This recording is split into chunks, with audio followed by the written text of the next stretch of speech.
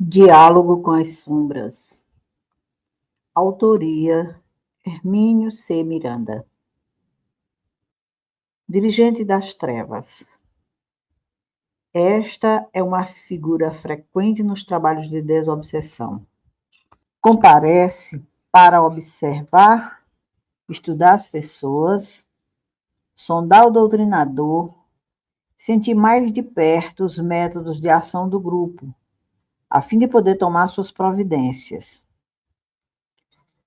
Foi geralmente um encarnado poderoso que ocupou posições de mando.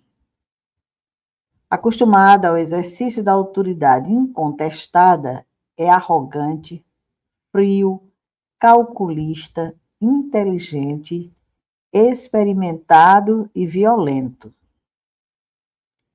Não dispõe de paciência para o diálogo, pois está habituado apenas a expedir ordens e não a debater problemas. Ainda mais com seres que considera inferiores e ignorantes, como os pobres componentes de um grupo de desobsessão. Situa-se num plano de olímpica superioridade e nada vem pedir, vem exigir, ordenar, ameaçar, intimidar. Tais dirigentes são ágeis de raciocínio, envolventes, inescrupulosos, pois o poder de que desfrutam não pode escorar-se na doçura, na tolerância, na humildade, e sim na agressividade, na desconfiança, no ódio. Enquanto odeiam e infligem dores aos outros, estão esquecidos das próprias angústias, como se a contemplação do sofrimento alheio provocasse neles generalizada insensibilização. Evitam descer do pedestal em que se colocam para revelar-nos seus problemas pessoais, mesmo porque, consciente ou inconscientemente, temem tais revelações que personalizam os problemas que enfrentam e os colocam na perigosa faixa de sintonia emocional que abre as portas de acesso à intimidade do ser. Não são executores, gostam de deixar bem claro, são chefes. Estão ali somente para colher elementos para as suas decisões. A execução ficará sempre a cargo de seus asseclas. Comparecem cercados de toda a pompa, envolvidos em imponentes vestimentas, portando símbolos, anéis, indicadores, enfim, de elevada condição.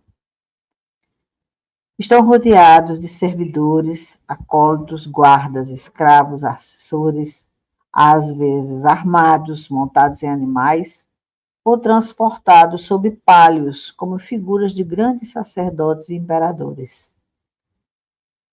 Um deles me disse certa vez que eu não o estava tratando com devido respeito, o que não era verdadeiro, porque achava impertinentes minhas perguntas e comentários.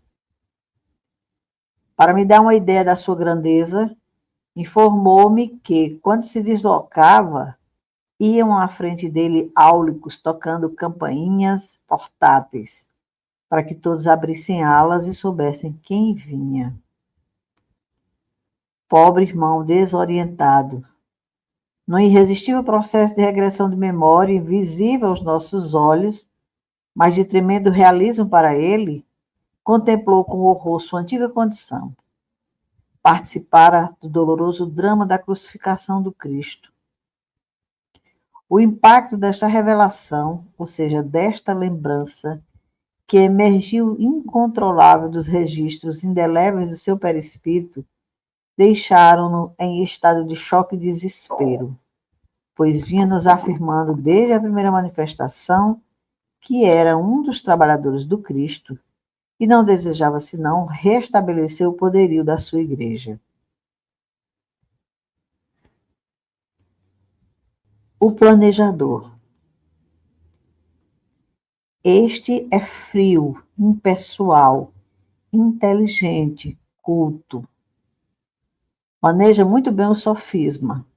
É excelente dialético, pensador sutil e aproveita-se de qualquer descuido ou palavra infeliz do doutrinador para procurar confundi-lo. Mostra-se amável, aparentemente tranquilo e sem ódios. Não se envolve diretamente com os métodos de trabalho das organizações trevosas, ou seja, não expede ordens nem as executa. Limita-se a estudar a problemática do caso e traçar os planos com extrema habilidade. Os planejadores são elementos altamente credenciados e respeitados na comunidade do crime invisível. Tivemos vários casos dessa natureza. Citarei um. Apresentou-se mansamente, nada de gritos, de murros ou de violências. Sorria até. Era um sacerdote, dizia-se muito importante, e foi logo declarando que não era dos que executam, pois em sua organização o trabalho era bem distribuído. Aliás, informou, pertencia a outro setor de atividade, mas havia sido convidado e gentilmente acedeu, por certo, para dar parecer sobre o caso do que estávamos cuidando, um complicado problema de obsessão.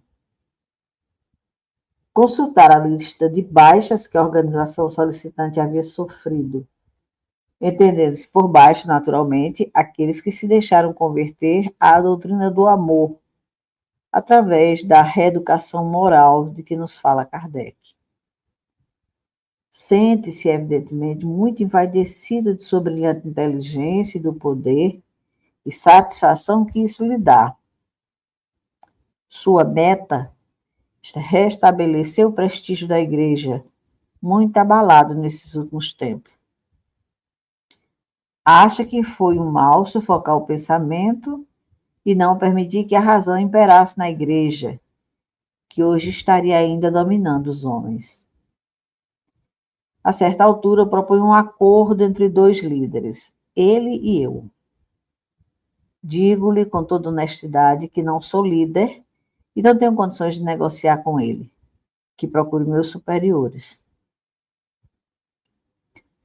Com o passar das semanas, ele verifica que o problema é mais complexo do que esperava e se apresta a abandonar o caso, com o qual não pretende envolver-se, já que sua tarefa é outra organização. Dar-nos-á uma trégua. Tem um momento de honesta candura ou realismo, como queiram. Acha-se um cínico, pois sempre desprezou, mesmo em vida, aqueles que em elevadas posições hierárquicas consultavam a ele, simples mortal, valendo-se de sua brilhante inteligência. É evidente, porém, que sente enorme satisfação ao recordar que, da sua humilde posição, manobrava os grandes que lhe pediam conselhos e sugestões, porque já há aquele tempo era um hábil articulador. Há um pós-scriptum a essa narrativa. A conversão deste companheiro representou uma perda irreparável para as hostes das sombras, porque os impetuosos e agressivos chefes e os executores teleguiados sentem-se sem condições de estudar meticulosamente e traçar friamente um plano de trabalho que se desdobre como vasta e complexa operação de um xadrez psicológico. É preciso prever reações, estudar personalidades, propor concessões e arquitetar alternativas e opções, em caso de alguma falha ou mudança de condições básicas. Nada pode ser deixado ao acaso, à improvisação, ao impulso. Por isso, os planejadores gozam de enorme prestígio e respeito nas organizações trevosas. Pelas reações de irmãos tão desequilibrados que se apresentaram posteriormente ao nosso grupo para tratamento, soubemos da perda irreparável que representou para as hostes da sombra o despertamento desse companheiro. Seus comparsas compareciam dispostos a tudo para resgatá-lo, pois julgavam-no nosso prisioneiro. É preciso compreender bem tais reações. Os irmãos desorientados empenham-se em verdadeiras campanhas belicosas nas quais tudo vale e tudo é permitido, desde que os fins sejam alcançados. Formam suas estruturas organizacionais segundo as afinidades, por certo, mas acima de tudo, segundo os interesses que tenham em comum. Para alcançar os objetivos que têm em mira, organizam um verdadeiro estado maior de líderes brilhantes, experimentados e audaciosos. Toda campanha é estudada, planejada e executada com precisão militar e dentro de rigoroso regime disciplinar, onde não se admite o fracasso.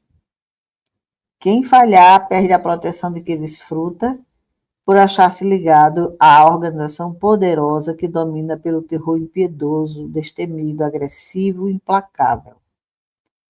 Eles sabem muito bem que, ao desligarem-se da organização, estarão sozinhos diante de seus próprios problemas pessoais. Nessas estruturas rígidas, o planejador exerce função importantíssima, porque é dos poucos ali que conservam a cabeça fria para conceber os planos estratégicos indispensáveis. Seus companheiros de direção costumam ser impetuosos homens de ação, que se entregam facilmente ao impulso desorientado de partir para a ação pessoal isolada, se não tiverem que os contenha dentro de um inteligente planejamento global, que proteja não apenas os interesses de cada um dos componentes isoladamente, mas também a segurança da organização. O planejador é o poder moderador, dotado de habilidade bastante para demonstrar e provar aos cabeças quentes que o interesse coletivo precisa sobrepor-se ao individual, por mais forte que seja este. É preciso que cada componente da sinistra máfia espiritual compreenda que os casos pessoais de cada um, vinganças, perseguições, conquistas de posições, passam a constituir objeto de cogitação coletiva e, como tal, tem que esperar a vez e a oportunidade, submetendo-se à mesma estratégia, estudo, planejamento e ação, tudo a tempo e hora. Nada de ações isoladas, atabalhoadas, que desperdiçam esforços e põem em risco a segurança da comunidade. Tudo se fará no tempo devido e todos têm direito à utilização dos recursos da organização, seus técnicos, seus instrumentos, seus soldados, e trabalhadores de toda a natureza. No interesse de todos, portanto, a coisa tem que funcionar com muita precisão e firmeza. O planejador é, pois, figura importantíssima na ordenação dessas tarefas maquiavélicas. Sua perda acarreta uma desorientação geral. É difícil, se não impossível, para os companheiros que permanecem na organização das sombras admitir que alguém tão lúcido e brilhante se tenha deixado convencer por um doutrinador encarnado. Como não conseguem admitir isso, somente podem concluir pela alternativa mais viável. O companheiro foi sequestrado, violentado em sua vontade e levado prisioneiro para alguma perdida masmorra.